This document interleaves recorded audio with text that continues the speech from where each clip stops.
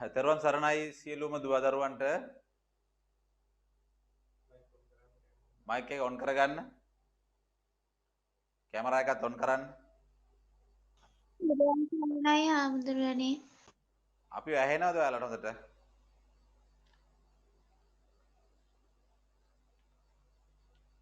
ඇහෙනවා හාමුදුරනේ. හොඳයි කැමරා ඔන් කරගෙන මේ මයික් ඔන් කරගන්න.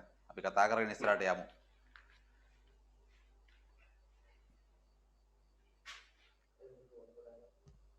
සෑම දිනාටම සුබ උදෑසනක් වේවා. තෙරුවන් සරණයි හැම දිනාටම. ශ්‍රී ධර්මෝදය දහම් පාසලේ අපි මේ පවත්නා වූ තත්ත්වයට එක්ක ආරම්භ කරන පන්තියේ ආරම්භය තමයි අද දවසේ සිද්ධ වෙන්නේ. දහම් පාසල අවසාන ශ්‍රේණියේ දරුවන් එක්ක බලාපොරොත්තු වෙනවා මේ කාලය තුල අපි මේ පන්තිය පවත්වාගෙන යන්න. විශේෂයෙන්ම සිහිපත් කළ යුතුයි දහම් පාසල තුල මෙවන් වූ වැඩසටහනක් සංවිධානය කරගෙන එක වසරේ ඉඳන් අවසාන ශ්‍රේණිය දක්වා දරුවන්ට දහම් අධ්‍යාපනය සාර්ථකව ලබා දීම සිද්ධ කරන්නට තමයි අපේ අරමුණ බලාපොරොත්තුව. අපේ නිසා යම් සාර්ථකත්වයක් ලබාගෙන තිබෙනවා. දරුවොත් එක්ක මේ වෙන විට මේ ආකාරයෙන් අන්තර්ජාලගත සම්බන්ධතා එක්ක මේ ආකාරයෙන් පන්ති පවත්වනු ලබනවා. ඒ නිසා අද දවසේ අපේ දහම් පාසල් අවසාන ශ්‍රේණියේ දෙවෙනි දවස අදත් අපේ බෞද්ධ සංස්කෘතිය පොත තමයි අද දවසේ පළවෙනි පාඩම තමයි සාකච්ඡා කරන්න බලාපොරොත්තු වෙන්නේ. මතක් කළ යුතුයි ගිය සතියේ කතා කරපු පාඩමේ පාඩම් කරුණු කාරණා එක්ක දරුවන්ට මම ප්‍රශ්න කිහිපයක් යොමු කළා. දරුවන් කිහිප දෙනෙක් තමන්ගේ ප්‍රශ්න වලට පිළිතුරු සපයලා අපේ 11 ශ්‍රේණිය ගෲප් එකට මුදා හැරලා තිබුණා තමන්ගේ පිළිතුරු. ඒ පිළිතුරු බොහොම යහපත් හොඳින් පිළිතුරු වලට ප්‍රශ්න වලට පිළිතුරු සපයලා තිබුණා. ඒ පිළිබඳව එම දරුවන්ට අපේ කෘතවේදීත්වය පළ කරන්න කැමතියි. අනෙක් අයටත් සිහිපත් කරනවා එම ප්‍රශ්න හඳුනාගෙන එම ප්‍රශ්න වලට පිළිතුරු ලියන්න දහම් පාසල ආරම්භ කරපු දවසක අපි මේ පොත් ඔබ සමග සම්බන්ධ වන දවසක නිරීක්ෂණය කරන්න බලාපොරොත්තු වෙනවා. ඒ පිළිබඳවත් මතක් කරමින් අද අපි පාඩමට යමු. අපේ පාඩම තමයි බෞද්ධ සිරිත් විරිත්වල පදනම. බෞද්ධ සිරිත් විරිත්වල පදනම තමයි පාඩම. ඒකේ අනුමාත්‍රකාවක් විදිහට නිවන් මඟ හා සීලය තමයි අපි සාකච්ඡා කළේ. පොඩ්ඩක් මතක් කරගෙන හිටියොත් එහෙම එදා පාඩමේ ආරම්භය මතක් කර ගන්නට ඕන. පෙර දවසේ අපි සාකච්ඡා කළේ බෞද්ධ සිරිත් විරිත්වල පදනම කියන මේ ප්‍රධාන පාඩමේ අනුමාත්‍රකාවක් අරගෙන කතා කළා නිවන් මඟ හා සීලය. සීලය කියන කාරණා පිළිබඳව අපි දීර්ඝ ලෙස සාකච්ඡා කළා. ඒ සීලය කියන කරුණ ගත්තට පස්සේ අපි උදාහරණයක් විදිහට ගත්තා නිවසක පදනම කියලා. ෆවුන්ඩේෂන් එකක් ශක්තිමත්ව තිබෙන්නට ඕන. ඒ වගේ තමයි පුජ්‍යල ජීවිතේකත් සීලය කියන කාරණාව වෙනම් ප්‍රධාන තැනක් ගත්තා. ලෞතර බුදුරජාණන් වහන්සේ මේ විමුක්තිය හේවත් නිවන කරා ගමන් කිරීමට පුජ්‍යලයාට ගමන් කරන්න පුළුවන් මාර්ගය ප්‍රවේශය පිළිබඳව උන්වහන්සේ තරම් අපූර්වට දේශනා කරපු වෙනස් ශාස්ත්‍රවරයෙක් නොමැතරම් ඒ තරමටම උන්වහන්සේ මේ ලෞතර බුදුදහම ඉදිරිපත් කිරීමේදී ධර්මයේ දර්ශන ඉදිරිපත් කිරීමේදී ඒ පිළිබඳව මනාව කරුණු කාරණා සහිත දේශනා කළ තිබෙනවා. එතකොට මේ නිවන් මාර්ගට ගමන් කිරීම උදෙසා නිවන් මාර්ගට ගමන් කරන්නට සීලය කොයිතරම්නම් වැදගත් වෙනවද? අන්නේ පිළිබඳව තමයි අපි පෙර දවසේදී අවධාරණය කළේ. එතෙන්දී අපි හඳුනාගත්ත අපිට ලෞතර දහමට අනුව ආර්ය අෂ්ටාංගික මාර්ගය. ආර්ය අෂ්ටාංගික මාර්ගය. ආර්ය අෂ්ටාංගික මාර්ගය. මාර්ගය. කොයිතරම් දුරකට වැදගත් වෙනවද කියලා උන්වහන්සේගේ දේශනාව තුළ මනාව සඳහන් වෙනවා. මේ ආර්ය අෂ්ටාංගික මාර්ගය. ආර්ය අෂ්ටාංග අරියට්ටංගි මාර්ග. අපි ප්‍රධාන වශයෙන් බෙදාගත්ත කොටස් තුනකට සීල, සමාධි, ප්‍රඥා කියලා. මේ සීල සමාධි ප්‍රඥා කියන මේ ත්‍රිශික්ෂා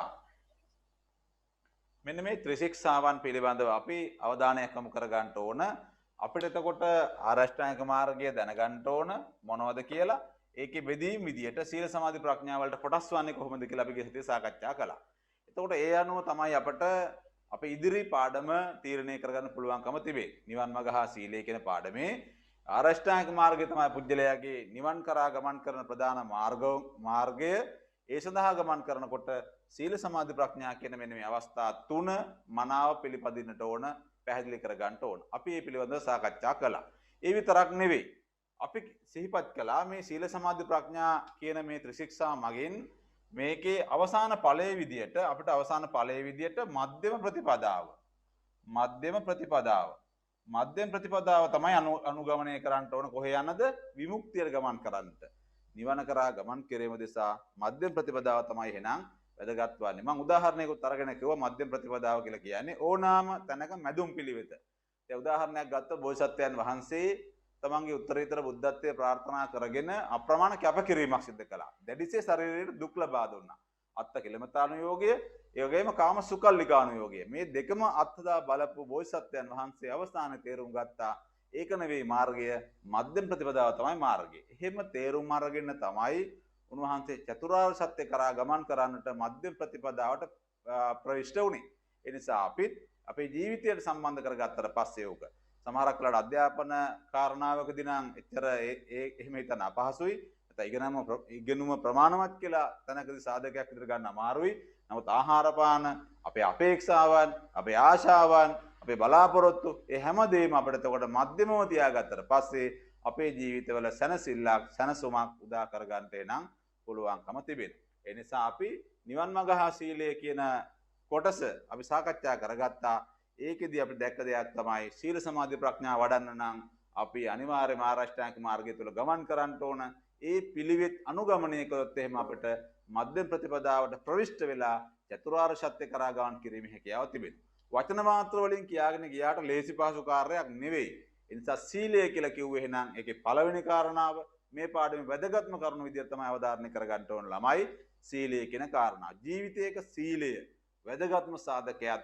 පුද්ගල පදනම ජීවිතයේ ආරම්භය හොඳට ශක්තිමත් තබා ගන්න ඕන. මම කිව්වා අපි දැකලා තිබෙනවා, අපි අහලා තිබෙනවා විශාල තට්ටු ගොඩනැගිලි හදනවා. මේ තට්ටු ගොඩනැගිලි හදන අපි ලෝකේ යට පදනම ශක්තිමත් ලබා ගත නැත්නම් ඒවා කලකදී බිඳ වැටෙන්න පුළුවන්. ඒ නිසා ඕනම තැනකට ඔරොත්තු දෙන්න පුළුවන් කමක් තිබෙනවා පදනම ශක්තිමත් නම්. ඒ නිසා සීලය අපේ ජීවිතේ ශක්තිමත්ව තබා ගන්නට අපි එහෙනම් නිරතුරුවම උත්සාහ ගන්නට ඕන.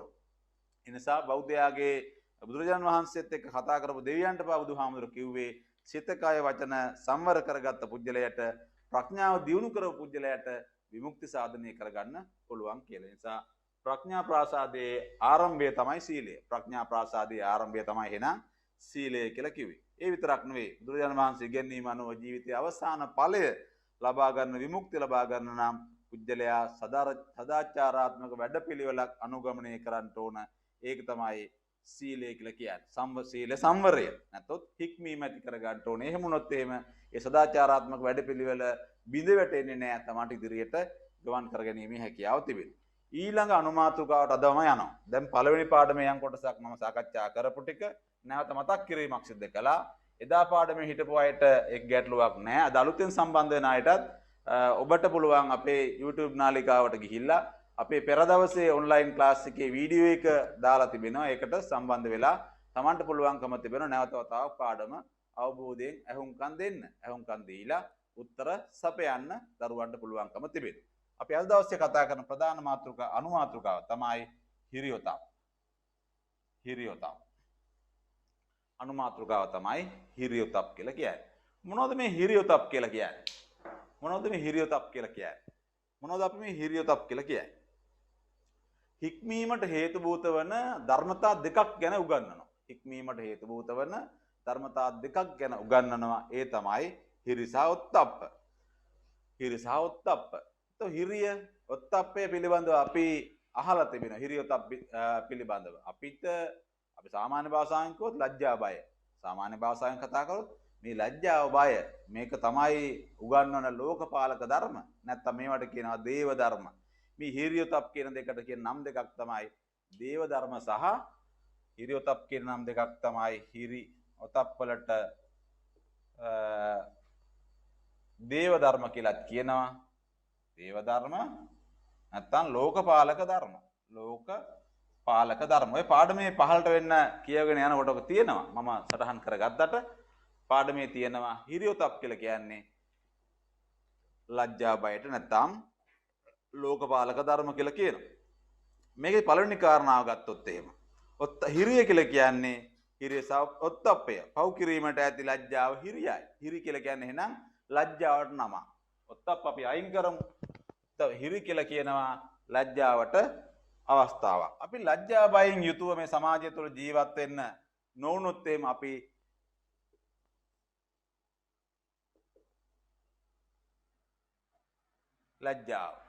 ලැජ්ජාව අපේ අප ළඟ තියෙන සදාචාරාත්මක ගුණ ධර්මයක්.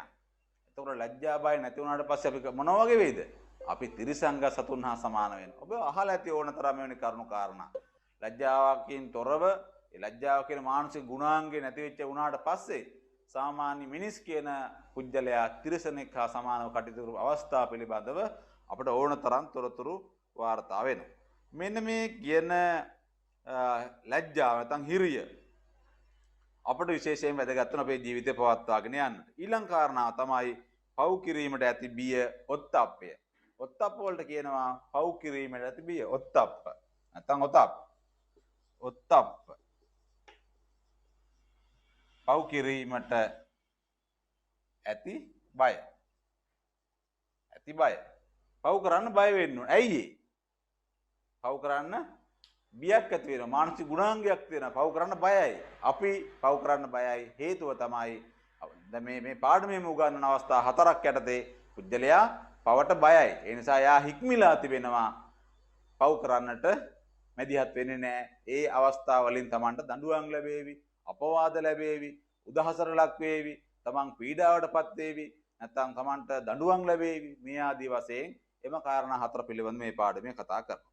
එතකොට මෙන්න මේ පිළිබඳව අපි සාකච්ඡා කරගත්තොත් එහෙම තම ශාස්ත්‍රවරයාගේ උසස් ගුණය, තම දෙමව්පියන්ගේ වැදගත්කම, තම ගුරුවරයාගේ ගරු කටයුතු බව ආදී තමාගේ නුවණින් සලකා බලා වැරදි වැඩ කළහොත් ඒ උතුමාන්ට තමාට මදිකමක් සිතා කෙනෙකු වැරදි වැඩ වලින් වළකින්නේ නම් ඒක හිරිය හේවත් පවට ඇති ලැජ්ජාවයි.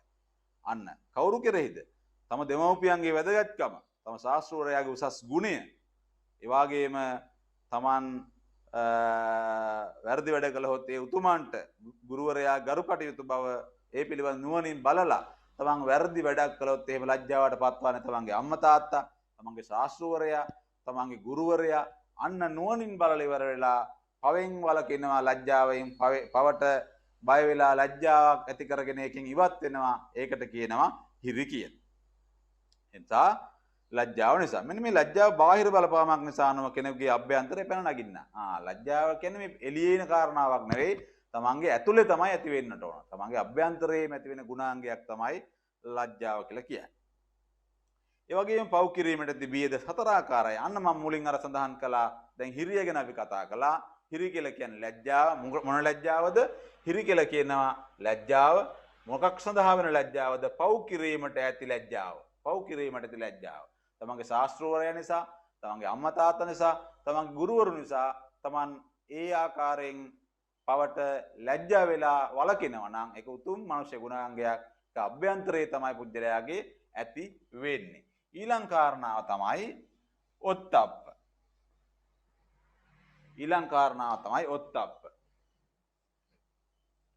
ඔත්තප් කියලාත් කියනවා. ඔත්තප්ප. මේකට කියනවා පව් කිරීමට ඇති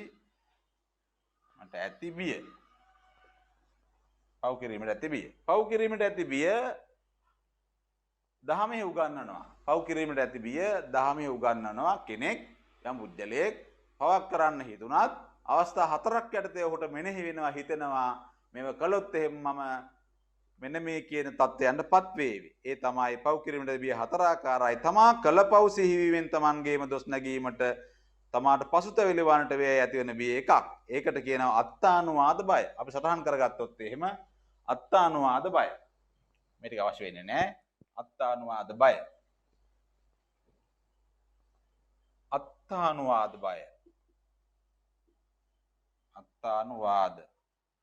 බය. අනිත් එක පරානුවාද බය. අත්තානුවාද, පරානුවාද, දුක්ගති බය. ඊළඟට දණ්ඩ. අවස්ථා හතරයිනේ කිව්වේ. දණ්ඩ බය. අපි එකින් එක කතා කරමු. මේ කොහොමද අපට බිය ඇති වෙන්නේ කියලා. මේ තමයි පව් කිරීමට ඇති බිය හතර ආකාරයි. අත්තානුවාද. තමන් ගැන හිතලා තමන්ට විපතක් කරදරයක් වෙයි කියලා පළවෙනි කාරණාව අත්තානුවාද බිය. මේකේ පොතේ සඳහන් කරන පැහැදිලි කරනවා අත්තානුවාද බය නමින් හැඳින්වෙන පව් සිහිවීමෙන් තමාගේම දොස් නැගීමට තමාට පසුතැවිලි වීමට ඇති වෙන බය අත්තානුවාද බයයි. ඊළඟට තමාට එතකොට බියක් ඇති වෙනවා පසුතැවිලි වෙන්නට සිදු වෙයි කියලා.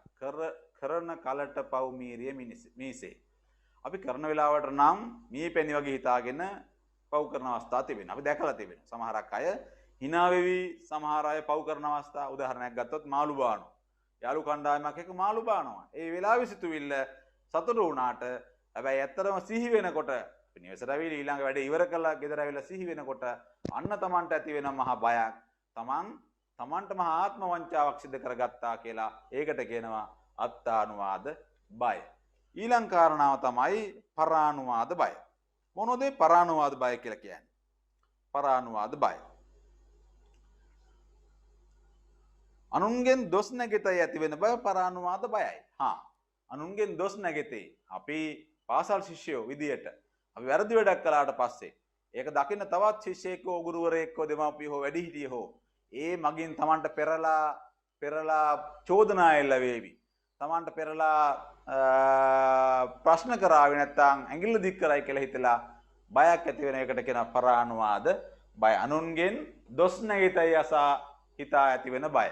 අනුන්ගෙන් දෝෂයක් ඇති වේවි. දැන් මේ කරන ක්‍රියාවලිය දැක්කට පස්සේ එළිය සමාජයේ මහා පීඩාවටපත් වේ. තමන් පිළිබඳව මහා අපුලක් ඇති වේවි. තමන්ගේ අම්මා තාත්තා මෙච්චර හොඳ දරුවෙක් හදලා මේ වගේ තත්ත්වයටපත් වුණාද කියලා මිනිස්සු අතර මතයක් ඇති වෙයි කියලා තමන් පව් කිරීමෙන් වැළකෙනවාද ඒකට කියනවා පරානුවාද බය. නිතරම මතක තියාගන්න පව් කිරීමට ඇති වෙන බිය. අත්තානුවාද, පරානුවාද, දුක්ගති, දණ්ඩ කියලා අවස්ථා හතරක් ඇරද උගන්වනවා. මේවා පාඩම් කරගන්න ඕන. මේවා මතක තියාගන්න ඕන. මේවා තමයි උත්තර වලට අහන්නේ. මේවා තමයි පිළිතුරු ප්‍රශ්න වලට අහන්නේ. මොනවද? බුදුදහමේ උගන්වන බිය හතර ආකාරයි. ඒ මොනවාද? නම් කරන්නේ. ඉන් දෙකක් විග්‍රහ කරන්න. එතකොට Tamanට යම් අවබෝධයක් වැටහීමක් මේ පිළිබඳව තිබෙන්න ඕන නිසා තමයි අපි මේ පාඩම හොඳින් ග්‍රහණය කරගන්න ඕන. ඒ නිසා දෙවෙනි කාරණාව එහෙනම් පරානුවාද බය. ඊළඟ කාරණාව මොකක්ද? දුක්ගති බය. මොකක්ද ඊළඟ කාරණාව? ඔව් හඳින්නේ වැරදි වැඩක් කිරීමෙන් තමයි දඬුවම් ලැබෙතයි. නෑ. තුන්වෙනි කාරණාව අපි මාරුලියා ලියාගෙන තියෙන දණ්ඩ බය. දණ්ඩ බය කියලා කියන්නේ තමන් කරන ක්‍රියාවලියේදී තමන්ට දඬුවමක් ලැබෙතයි. කාගෙන්ද මේ දඬුවම් ලැබෙන්නේ? සමාජයෙන් දඬුවම් ලැබෙතයි. ඒ වගේම රජයෙන්, උසාවියෙන්, නීතියෙන් දඬුවම් ලැබෙතයි. තමන්ට බිය හිතිලා තමන් වැරදි වැඩවලින් ඉවත් වෙනවා. එහෙම ඕන තරම් තිබෙනවා. කරන්න හිතුණාත්, කරන්න කකුල තිව්වත්, ඒ අය නැවත ආපස්සට කකුලක් ගන්නවා. ඊට හේතුව තමයි ඒක තමන්ට දඬුවම් ලැබෙතයි කියලා හිතලා. දඬුවමක් ලැබේ සමාජයෙන්, රජයෙන්, නීතියෙන්, උසාවියෙන් දඬුවම් ලැබෙතයි හිතලා තමන් එකෙන් ඉවත් වෙනවා නම් ඒකට කියනවා දණ්ඩ බය කියලා. ඊළඟ කාරණාව තමයි දුක්ගති බය. දුගතිය කියලා කියන්නේ අපි දන්නවා දුගතිය කියන්නේ අපාගත වේවි කියලා විශ්වාස කරනවා. අපාගත වේවි. අපි අපාය යාවි. නැත්නම් අපි නිරයට දැන් යාවි. අපි එහෙම කතා පුවත් ඕන තරම් අහලා තිබෙනවා. එහෙමපත් වෙයි කියලා හිතලා අපි මොකද කරන්නේ? පවෙන් වැළකෙනවා. ඒකට කියනවා දුක්ගති බය. එහෙනම් කාරණා හතර පැහැදිලි ළමයි හැමදිනාටම අත්තානුවාද, පරානුවාද, දුක්ගති, දණ්ඩ. අත්තානුවාද කියලා කියන්නේ තමන් කෙරෙහිම තමන්ට පෙරලා තමන්ගේ පශ්චාත්තාප වෙන්නේ කියලා හිතලා නැත්නම් පසුතැවීමක් ඇති වෙන්න වෙයි කියලා හිතලා පාපයෙන් වැළකෙනවා. ඒකට කියන අත්තානුවාද. පරානුවාද කියලා කියන්නේ තමන් කරන පව පිළිබඳව වෙන කෙනෙක් දැකලා තමන්ට දොස් අහන්න ලැබෙයි කියලා හිතලා පවෙන් වැළකෙන එකට කියනවා පරානුවාද බය. ඊළඟ කාරණාව දණ්ඩ. තමන්ට දඬුවම් ලැබෙයි සමාජයෙන්, නීතියෙන්, අධිකරණයෙන් ලැබෙයි කියලා හිතලා පවෙන් වැළකෙන එකට කියනවා දණ්ඩ බිය. දුක්ගති බිය කියලා කියනවා දුගතියටපත් වෙවි නැත්නම් තමන් අපාගත වෙවි කියලා හිතලා පවෙන් වැළකෙනවා. මෙන්න මේ අවස්ථා හතරම එහෙනම් අපි විශේෂයෙන් වැදගත් කමක් තිබෙනවා. හිරියොතප් වල ඔත්තප්පේ කියලා කියන්නේ පවට බිය ඇති කර ගැනීම. බිය හතර ආකාරයි. ඔත්තප්පේ හතර ආකාරයි. බිය ඒ තමයි මේ දක්වපු කාරණා ටික. ඒ නිසා හිරියොතප් කියලා කියන දෙක මම මුලින් සඳහන් කළා. මේ ලෝකයේ තිබෙන වැදගත්ම සාධක දෙකක්. මේ හිරියොතප් නැති වුණාම තමයි වර්තමාන සමාජයේ දේශපාලඥයාගේ ඉඳන් නිලධාරීන් දක්වා හැමදෙනාමත් සාමාන්‍ය පොදු සමාජයේ මිනිස්සුත් වැරදි වැඩ කරන්නේ. මෙන්න මේ හිරියොතප් කැඩුනට පස්සේ මේ හිරියොතප් බිඳුනට පස්සේ තමයි බොහෝ අය මේ සමාජයේ වැරදි වැඩවලට මෙදිහත් වෙන්නේ. ඒ නිසා මේවා අපි තේරුම් අරගෙන අපි අපේ ජීවිතවල නිවැරදි දේ කරන්න තමයි උත්සාහ කරන්න ඕන. ඒ නිසා මේවට කිව්වා ලෝකපාලක ධර්ම. ඇයි ඒ? ලෝකපාලක ධර්ම මහා වචනේ හරි බරපතලයි. ලෝකපාලක ධර්ම මේවා නැති වෙච්ච දවසක තිරසනුයි අපි අතර වෙනසක් නැහැ. තිරසන් මිනිස්සුයි අපි අතර වෙනසක් නැහැ. ලෝකපාලක ධර්ම. ආයි කිව්වා මේවට තව නමක් දේව ධර්ම. මේවා දේව ධර්ම. දේව ධර්ම දෙවියන් සතු ගුණාංග. ඒ නිසා අපිත් අපේ ජීවිතවල සදාචාර ලෝකේ දේව ධර්ම සහ ලෝකපාලක ධර්ම කියලා කියන්නේ මේ ලෝකේ පවත්න්නේ මේ නිසා. හිරියොතක් බිඳ වැටිච්ච දවසක ළමයි මේ සසරේ මේ මිනිස්සු තිරිසනුන් හා සමාන වෙනවා අනිවාර්යෙන්. තිරිසනුන් හා සමාන භාවයට පත් වෙනවා. ඒ නිසා කෙනෙකුගේ හික්මීම හා සීලය පදනම් වන්නේ ප්‍රධානතම කාරණා දෙක තමයි හිරියොතප් කියලා කියන්නේ. මේ කාරණා දෙක අත්‍යවශ්‍යයි.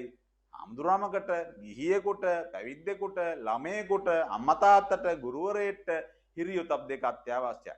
දැන් මට ඕන විදියට වැඩක් කරන්න පුළුවන් කමක් නැහැ. ඇයි අපි සමාජයත් එක්ක බැඳිලා ඉන්නේ. සමාජ සාධකයක්. මම භික්ෂුවක්, ඔබ ශිෂ්‍යයෙක්, ඔබ දරුවෙක්, මම ශිෂ්‍ය හිමිනමක්, පන්සලේ ලොකු හාමුදුරන්ට. ඒ නිසා බැඳිලා තියෙන සමාජ ස්තරයක් එක්ක වැරදි වැඩ කරන්න බෑ. ඒත් නිවැරදි දේවල් තමයි කරන්න ඕන. ඒකට අපේ වැදගත්ම සාධකය තමයි හිරියොතප් කියලා කියන්නේ. ඒ නිසා මම හිතනවා සියලුම දෙනාට ඒ පිළිබඳව අවබෝධයක් තියෙනවා. තේරුණාද ළමයින්ට? දරුවන්ට තේරෙනවද? ඇහෙනවද? තේරුණා හාමුදුරුවනේ. තේරුණානේ? පැහැදිලි. එතකොට හිරියොතප් කියලා කියන්නේ අපේ ජීවිතවලට එනං අතිශයින්ම වැදගත් කියන කාරණාවක්. අපි ඒක දැනගෙන හිටියා. නමුත් බෞද්ධ සංස්කෘතිය තුළ පළමු පාඩමේ කතා කරන ගුණාංගයක් විදිහට තමයි කතා කරන්නේ. අපි ඔය ලැජ්ජා බය පිළිබඳව අපේ ඉතිහාසය තුළ, අපේ සංස්කෘතිය තුළ අපි ඉගෙන ගනිමින් ඉන්නේ, ඉගෙනගෙන තිබෙනවා. ඊළඟට අපි යනවා එහෙනම් පාඩම චාරිත්‍ර සීල සහ වාරිත්‍ර සීල වලට. ඊළඟට අපි යනවා අනුමාතෘකාවක් බලන්න චාරිත්‍ර සීල සහ වාරිත්‍ර සීල. මේ ඔක්කොම කතා කරන්නේ බෞද්ධ සිරිත්‍රිත්වල පදනමින්. චාරිත්‍ර වාරිත්‍ර අහලා තියෙන වචන දෙකක් බලන්න. චාරිත්‍ර සීල. සීල. වාරිත්‍ර සීල. චාරිත්‍ර සීලයි වාරිත්‍ර සීලයි. මොනවද මේ චාරිත්‍ර සීල සහ වාරිත්‍ර සීල කියන්නේ? හික්මීම මේවා සීලේ අංග දෙකක් තිබෙනවා. එකක් තමයි යහපත් හැසිරීම වල නිරත වීමත් පිරිය යුතු ගුණධර්ම පිරීම චාරිත්‍ර සීල. හික්මීමේ අවස්ථා දෙකක් තියෙනවලු. ඒ අවස්ථා දෙක එකක් තමයි චාරිත්‍ර සීල පිරිය යුතු ගුණධර්ම පිරීම. පිරිය යුතු ගුණධර්ම පූර්ණය කිරීමට කියනවා චාරිත්‍ර සීල කියලා. ඊළඟට අනිත් එක මොකද? එක් අංශයක්. වැරදි හැසිරීම වලින් බැහැරවීම හේවත් ඉවත් කළ යුතු ධර්ම වැරීම වාරිත්‍ර සීලයි. අනිත් එක තමයි වාරිත්‍ර සීල වැරිය යුතු ගුණධර්ම කියලා කියන්නේ. ඉවත් කළ යුතු දේවල් වෙනුවෙන් මැදිහත් වීම නැත්නම් ඒ වෙනුවෙන් කටයුතු කිරීම වාරිත්‍ර සීල අනිත් අංශයයි. එතකොට මෙන්න මේ බෞද්ධ සිරිත්‍රිත් ගොඩනැගිලා තියෙන්නේ මේ චාරිත්‍ර සහ වාරිත්‍ර කියන සීල දෙක පදනම් කරගෙන. සීලයට හේතු වන්නේ ලැජ්ජා බය දෙක කියලා අපි ඉගෙන ගත්තා. එතකොට මිනිස්සු සිරිත්‍රිත් රකින්නේ ලැජ්ජාව බය නිසා බව පැහැදිලි. මිනිස්සු ඇයි සිරිත්‍රිත් රකින්නේ? ලැජ්ජාවයි බයයි නිසා. මේ දෙක නැති වෙලා ගියොත් මං ගුවා තිරසනුයි අපේ අතර වෙනසක් ඇත්තේ නැහැ කියලා. ඒක පැහැදිලි. මිනිස්සු චාරිත්‍ර වාරිත්‍ර දෙක මත පදනම් වෙලා ලැජ්ජා බය දෙක පදනම් වෙලා මිනිස්සු ඇයි මේ සිරිත්‍රිත් රකින්නේ කියලා බැලුවම මිනිස්සු සිරිත්‍රිත් රකින්නේ මේ ලැජ්ජා බය දෙක නිසා. ලැජ්ජා බය නැති තැනක සිරිත්‍රිත් නැහැ. ඒකට මේ සමාජ ක්‍රමයක් පවතින්නේ නැහැ. සංස්කෘතික සදාචාරයක්, ආගමක්, දහමක්, අම්මා තාත්තතර සමතතාවයක් ඒව මුකුත්ම නැහැ. දැන් තිරිසන් සමාජය අපි එහෙම දකින්නවද නේද? උදාහරණ ඔයගලන්ට කියන්න අවශ්‍යතාවයක් වෙන්නේ නැහැ. එතකොට අපි චාරිත්‍ර වාරිත්‍ර කරන්නේ අවුරුද්දට නේද? අපි අවුරුදු සිරිත්‍රිත් කියලා කියන්නේ. එතකොට අවුරුද්දට අපි චාරිත්‍ර වාරිත්‍ර සිද්ධ කරලා අපි සමහරක් වෙලාවට අවුරුදු චාරිත්‍රාවට පස්සේ එක චාරිත්‍රයක් තිබෙනවා ඉඳුල් කටගෑම. ඊට පෙර ආතුව තිබෙනවා චාරිත්‍රා නොනගත කාලය කියලා. නොනගතේට අපි කැම කන යන්නේ නැහැ නේද? හොරෙන් කන ඇති. නමුත් ගොඩක් වෙලාවට අපි චාරිත්‍ර ශීලයක් විදියට වාරිත්‍ර ශීලයක් විදියට වැළකෙනවා. ඒ වෙලාව තුල ගෙදර නිවසේ ඇතුල් මේසේ තියලා ගෙදර ඉඳන් ඉඳුල් කරන්නේ නැහැ. අපි එළියේ මොන හරි දෙයක් ලෑස්ති කරගෙන කන ක්‍රමවේදයක් දැන් හදාගෙන තියෙනවා. හැබැයි ඉස්සර ඒකත් කරෙත් නෑ. පුළුවන් තරම් ආරක්ෂා වුණා. තමන්ගේ වාරිත්‍ර ශීලයක් විදියට එදා ඉඳුල් කට ගෑමෙන් නැකත එනත් එක් චාරිත්‍රය එනත් එක් දෙයක් කළේ නෑ. වාරිත්‍ර විදියට ඒවා සැලකුණා. එතකොට ඔන්න නැකත් උදා වුණා. අන්න චාරිත්‍රය දෙමව්පිය වැඩිමහල් කට්ටියත් එක්ක එකතු වෙලා එතකොට ආහාර පාන ගන්න එක තැනකට ඇවිල්ලා නැකත උදා වුණාම කට්ටිය අනුභවයට මැදිහත් වුණා. එතකොට අපි තව දවසක් තියෙනවා. ඒ අවුරුදු නැකත් වල තව එකක් තිබෙනවා අපට ස්නානය කරන්න උනත් නැකත් වෙනවා. අපේ හිස නානු ගාලා නානු ගෑවට පස්සේ ඉන්පස්සේ තමයි ස්නානය කරන්නේ. ඒක දවසක් නොනා වගේ තමයි ඉන්න තියෙන මැද. ඇයි ඒ වාරිත්‍ර ශීලය අලුත් අවුරුද්දට පළමු කොට හා පුරා කියලා ස්නානය කරන දවස. ඒ නිසා අපි ඒ පිළිබඳව අවබෝධයක් තිබෙන්න ඕන. ඒ නිසා ලැජ්ජා බය දෙක නිසා තමයි සමාජයේ පවතින්නේ. මිනිස්සු සිරිත් අනුගමනය කරන්නේ මේ ලැජ්ජා බය දෙක නිසා. අපේ කාල වේලාවේ පළවෙනි කාලච්ඡේදයට තව විනාඩි 5ක් විතර තිබෙන්නේ. අපි ඉදිරියට දිගටම පන්තියේ පවත්වාගෙන යනවා. දරුවන්ට පුළුවන් ඔය ලින්ක් එකම ඊළඟ කට් වුණාට පස්සේ නැවත සම්බන්ධ වෙන්න. අපි අනිත් ළමයි එනකම් බලන් ඉන්නේ දිගටම පාඩම කරගෙන යනවා. ඒ නිසා දරුවෝ තව විනාඩි 5කින් විතර මේ කට් වෙලා නැවත වතාවක් අපිත් එක්ක එකතු වෙයි කියලා විශ්වාස කරනවා. ඊළඟ පාඩමේ ඉතුරු ටිකක් කරලා අද මේ පාඩම ඉවර කරන්න තමයි මගේ අදහස. උත්සාහයක් ගමු අපි. ඒතකොට පළවෙනි පාඩම අද ඉවර කරගන්න. සීලේ ප්‍රභේද. ඊළඟට මම එනවා සීලේ ප්‍රභේද වලට. මොනවද මේ සීලේ ප්‍රභේද? අපිත් දන්නවා දැන් අනුගමනය කරමින් ඉන්නේ සීලේ ප්‍රභේද. ගිහියන් සහ පැවිද්දන් සඳහා සීලේ පුජ්‍යල ප්‍රභේදය අනුව පාසදන් අයුරින් කොටස් කළා තියෙනවා. ඕගොල්ලන්ගේ පොඩ්ඩක් පරිශීලනය කළොත් ගිහියන් සහ පැවිද්දන් සඳහා වූ සීලය පුජ්‍යල ප්‍රභේදය අනුව පාසදහන් විදියට කොටස් කළලු තියෙනවා. අපි ටිකමට පොඩ්ඩක් බලමු මොනවද මේ ප්‍රභේද කියලා. සීලේ ප්‍රභේද. සීලයේ ප්‍රභේද. ප්‍රභේද කියන කොටස්. පළවෙනි එක විදියට තියෙන්නේ උපසම්පදා භික්ෂු භික්ෂුණීන්. උපසම්පදාය. උපසම්පදා භික්ෂු භික්ෂුණීන්. උපසම්පදා භික්ෂු භික්ෂුණීන් වහන්සේලා උදෙසා තිබෙනවා ප්‍රාතිමෝක්ෂ සම්වර සීලය. මම චුට්ටක් ඒක පැහැදිලි කළොත් එහෙම උපසම්පදා වෙන්නේ වයස අවුරුදු 20ද ඊළඟ පාඩම අපි සාකච්ඡා කරනවා. අවුරුදු 20ක් වෙන්න ඕන සාමාන්‍ය කෙනෙක් උපසම්පදා වෙන්න. එතකොට එතන කාන්තා පිරිම වේදයක් ඇත්තේ නැහැ. බුදුරජාන් වහන්සේ කාලේ දෙපක්ෂයෙන් පැවිදි වුණා. එතකොට භික්ෂු භික්ෂුණීන් වහන්සේලා උදෙසා ප්‍රාතිමෝක්ෂ සම්වර සීලය කියලා එකක් උගන්වනවා. ප්‍රාතිමෝක්ෂ සම්වර සීලය කියලා එකක් උගන්වනවා. එතකොට මේ අය අනුගමනය කරන්න ඕනේ ප්‍රාතිමෝක්ෂ සම්වර සීලය. දෙවෙනි එක තමයි සාමණේර සාමණේරියන් සඳහා වූ දස සීලය. දෙක තමයි සාමණේර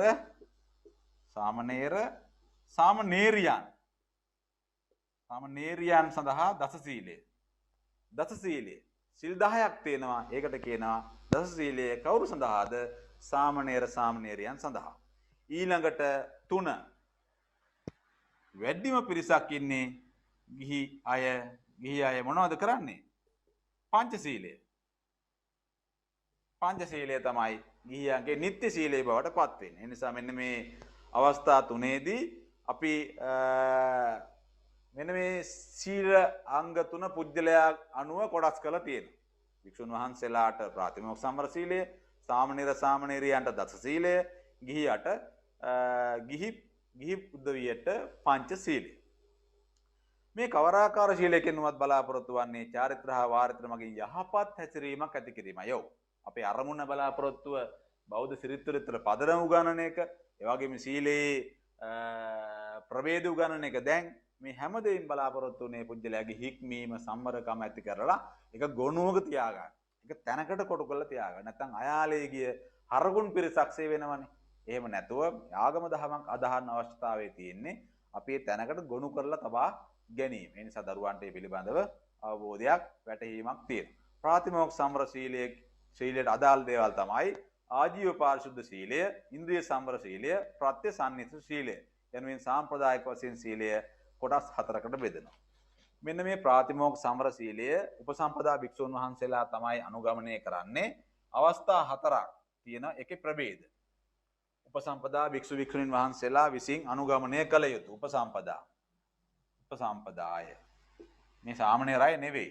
ඒක අවස්ථා 4 තමයි ප්‍රාතිමෝක්ෂ සංවර සීලය මම සීලය ලියන්නේ නැහැ. ඊළඟට ආජීව පාරිශුද්ධ සීලය මේ විස්තර කරගමු අපි. ආජීව පාරිශුද්ධ සීලය ඊළඟ කාරණාව තමයි ඉන්ද්‍රිය සංවර සීලය. ඉන්ද්‍රිය සංවර සීලය අනිත් එක ප්‍රත්‍ය සම්නිස්ඨිත සීලය. ප්‍රත්‍ය සම්නිස්ෘත සීලය. මෙන්න මේ අවස්ථා හතර වික්ෂුන් වහන්සේලා එතකොට තමන්ගේ උපසම්පදා භික්ෂුවක් නම් අනුගමනය කළ යුතු ක්‍රියාමාර්ග වෙනවා. අනුගමනය කළ යුතු ක්‍රියාමාර්ග වෙනවා. කොටස් හතරකට බෙදෙනවා. මෙන්න මේ කවර සීලයක වුණත් අන්තර්ගතය කෙටියෙන් ලොහුඩුන් කියලා කියන්නේ කෙටියෙන් ලොහුඩින් විමසා බැලීමෙන් ඒවායේ චාරිත්‍ර හා වාරිත්‍ර අඩංගු වන අයුරු පැහැදිලි වෙනවා. අනුගමනය කළ යුතු සහ වැළකිය යුතු චාරිත්‍ර වාරිත්‍ර අනුගමනය කළ යුතු සහ වැළකිය යුතු. දැන් මම අද ප්‍රශ්නයක් ලියන්න දෙනවා අවසානයේ. චාරිත්‍ර සහ වාරිත්‍ර සීල ඔබේ දැනුමින් ඔබේ අවබෝධය අනුව විස්තර කරන්න. එතකොට ඕගොල්ලෝ විස්තර කරන්න ඕන චාරිත්‍ර සීල කියලා කියන්නේ මෙන්න මේවට, වාරිත්‍ර සීල කියලා කියන්නේ මේවට, චාරිත්‍ර සීල වලට මෙන්න මේක උදාහරණය, වාරිත්‍ර සීල වලට මෙන්න මේ ටික උදාහරණ කියලා විස්තරයක් කරන්න දරුවන්ට හැකියාවක් තිබෙන්න ඕන. මේ පළවෙනි පාඩමේ ප්‍රශ්න ගොඩක් අහන්න පුළුවන් විභාගයට. පළවෙනි ප්‍රශ්න පත්‍රයේ පළවෙනිම පාඩමේ ප්‍රශ්න ටික අනිවාර්යෙන් අහනවා. හැමදාම අහලා තියෙනවා. අෂ්ටාංග මාර්ගය අහනවා, මධ්‍යම ප්‍රතිපදාව අහනවා, ඊළඟට ගත්තට පස්සේ සතරාකාර බිය අහනවා, සීලේ ප්‍රභේද අහනවා, ඒවා බෙදනාකාරය අහනවා, ඊළඟට ලැජ්ජා බය දෙක පිළිබඳව වෙන වෙනම අහනවා. ඒ නිසා ගොඩක් කරුණු කාරණා අහන්න පුළුවන් පාඩමක් තමයි පළවෙනි පාඩම. පළවෙනි එක අපි කතා කරනවා ප්‍රාතිමෝක්ෂ සංවර සීලය. ප්‍රාතිමෝක්ෂ සංවර සීලය. එතකොට පළවෙනි කාරණා අපි අරගත්තොත් එහෙනම් මෙතන තියෙන ප්‍රාතිමෝක්ෂ සංවර සීලය මේක. ප්‍රාතිමෝක්ෂ සංවර සීලය. උපසපන් වික්ෂුණීන් සඳහා ප්‍රාතිමෝක්ෂ සංවර සීලයට බුදුරජාණන් වහන්සේ විසින් දේශනා කරන ලද සියලුම ශික්ෂාපද ඇතුළත් වන බැවින් අනෙක් කවර ශීලයක් වුවත් එහි ඇතුළත් වන බවද කියවන්න ඕන. උපසපන් භික්ෂුණීන් වහන්සේලාට බුදුහාමුදුරුවෝ ඕගොල්ලෝ දන්නවා අවුරුදු 20ක් ගියාම තමයි විනය ශික්ෂාපද පනවන්න තීරණය කළේ. අවුරුදු 20ක් යනකම් බුදුන් වහන්සේගේ ශාසනය බුදුන් වහන්සේගේ අණ ක්‍රියාත්මක වුණා. ඒ අවුරුදු 20කට පස්සේ පිරිස වැඩි විවිධ පළාත්වලින් මහාන වෙනවා. ඒකට ලාභ අපේක්ෂාවෙන් ආපු අය ගොඩක් හිටියා. ඒ වගේම විනය විරෝධී වැඩ කරන අය තව වැඩි වුණා. පිරිස වැඩි වෙච්ච නිසා පාලනය අපහසු වුණා. බුදුහාමුදුරන්ට හිතුණා, බුදුහාමුදුරන්ට සිද්ධ වුණා හැමදෙනාටම විනය ප්‍රඥප්තියෙන් පනවන්න. මොනවද? විනය ප්‍රඥප්තියෙන් පනවන්නට. ඒ නිසා බුදුරජාණන් වහන්සේ මොකද කළේ? ඔන්න 20 වසරකට පස්සේ උන්වහන්සේ ක්‍රමානුකූලව ඒ අදාළ ප්‍රශ්න එනකොට ඒවායට වැට බැඳා. ඒවායි නොවෙන්නට වග බලා ගන්නට වැට බැඳා. උපසපන් භික්ෂු භික්ෂුණීන් සඳහා ප්‍රාතිමෝක්ෂ සංවර සීලය බුදුරජාණන් වහන්සේ දේශනා කරන ලද සියලුම ශික්ෂාපදේ නම් අන්තර්ගතයි. අනෙක් කවර ශීලයක් වුණත් ඒක ඇතුලේ තියෙනවා. තමා වසන පෙදෙස පිරිසුදු කර ගැනීම, රෝගීන්ට මහල්ලාන්ට සිල්වතුන් උපස්ථාන කිරීම, ගුරුවරුන්ට වැඩිහිටියන්ට දාගබ්බා බෝධින් වහන්සේට වැඳුම් පිදුම් කිරීම, රජ මැති වෙසඟනන්නා මිත්‍යා දෘෂ්ටි ඇසුරු නොකිරීම, විනෝදාස්වාද සඳහා දර්ශන බැලීමෙන් වැළකීම, ධර්මයේ ඉගෙනීම හා පිළිපැදීම, ඇඳුමෙහි පැළඳුමෙහි සැසිරීමේ සංවරය ප්‍රාතිමෝක්ෂ සංවර සීලයට ඇතුළත් චාරිත්‍ර සීල වලින් සමහරක්. අන්න පළවෙනි කාරණා අපි කතා කළා. ප්‍රාතිමෝක්ෂ සංවර සීලයට තමයි එහෙනම් ඔය කිව්ව ටික අන්තර්ගත වෙන්නේ. තමන් වසන ප්‍රදේශ සුද්ධ පවිත්‍ර කරගන්න ඕන. ඒ වගේම මහල්ලාන්ට සිල්වතුන් උපස්ථාන කරන්න ඕන. ගුරුවරුන්ට වැඩිහිටියන්ට දාගබ්බ වලට වැඳුම් පිඳුම් කරන්න ඕන. නිසා පිළිබඳව අපි අවබෝධයක් ඇති ඒකට කියනවා ප්‍රාතිමෝක්ෂක සංවර සීලය කියලා. නිසා ළමයි දැන් පාඩම මේ වෙලාවේ කට් වේවි. නැවත තවක් අපිත් එක්ක සම්බන්ධ වෙයි.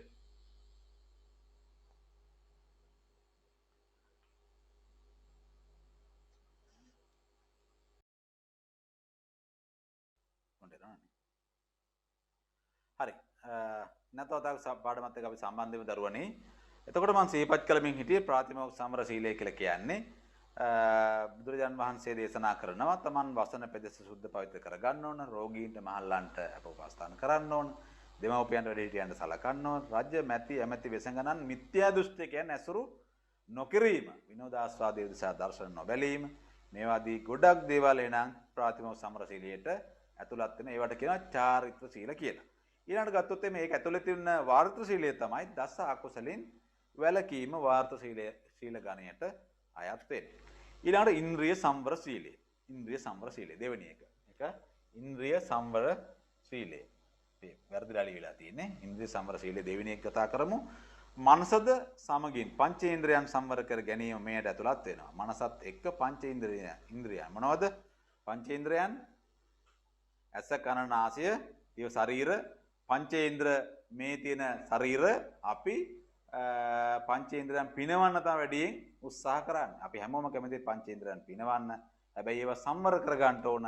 ඒ සංවර කර ගැනීමට දාල සීලය තමයි ඉන්ද්‍රිය සංවර සීලය. ලෝභ දෝෂ මෝහ යන තුන් දොසින් ඇස කන නාසය දිව ශරීරයේ මනස වැරද්දට වැටීම. ලෝභ දෝෂ මෝහ. ලෝභ දෝෂ මෝහ. ලෝභ දෝෂ දෝෂ මෝහ මෙන්න මේ කියන අවස්ථා තුන නිතරම බලනවා අපිව වරදකට පොළඹවන්නට. ඒ වරදට පොළඹ වෙන්නේ නැතිව අපි දැනගන්නට ඕන ඒ නිවර්දි තැන ඉඳන් කටයුතු කරන්න. ඇස කන නාසය දිව ශරීරය සහ මනස වැරද්දට වැටීමට ඉඩ නොදී රැක ගැනීම තමයි ඉන්ද්‍රිය සංවර සීලයේ නම් වැදගත්කම කියලා කියන්නේ. ඊළඟට ආජීව පාරිශුද්ධ සීලය. මේන් අදහස් කරන්නේ ධාර්මික ජීවිතයක් ගත කිරීමට අවශ්‍ය පාරිශුද්ධ තත්ත්වය. ධාර්මික ජීවිතයක්. බුදුදහම නිතරම දැහැමි ජීවිතයක් වෙනුවෙන් උපදෙස් දෙනවා.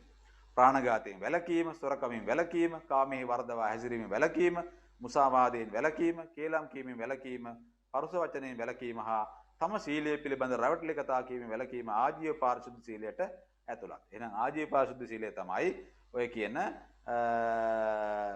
සොරකම, ප්‍රාණඝාතය, කාමයේ වර්ධවා, ඒ කියන්නේ පංච උදාහරණයක් ගත්තොත් එහෙනම් පන්සිල් වලින් ආරක්ෂා කිරීම, තමන්ගේ ජීවිතය රැක ගැනීම තමයි ධාර්මික ජීවිතයක් ගත කිරීම තමයි අදහස් කරන්නේ. ඊළඟට ප්‍රත්‍ය සම්නිශ්චිත සීලය. මොකද්ද මේ? උගලන්ට අමුතු වචනයක්. ප්‍රත්‍ය සම්නිශ්චිත සීලය. ප්‍රත්‍ය සම්නිශ්චිත සීලය. ප්‍රත්‍ය සම්නිශ්චිත මොනවද මේ ප්‍රත්‍ය කියලා කියන්නේ? ප්‍රත්‍ය සම්නිශ්චිත සීලය. මොනවද මේ? ප්‍රත්‍ය.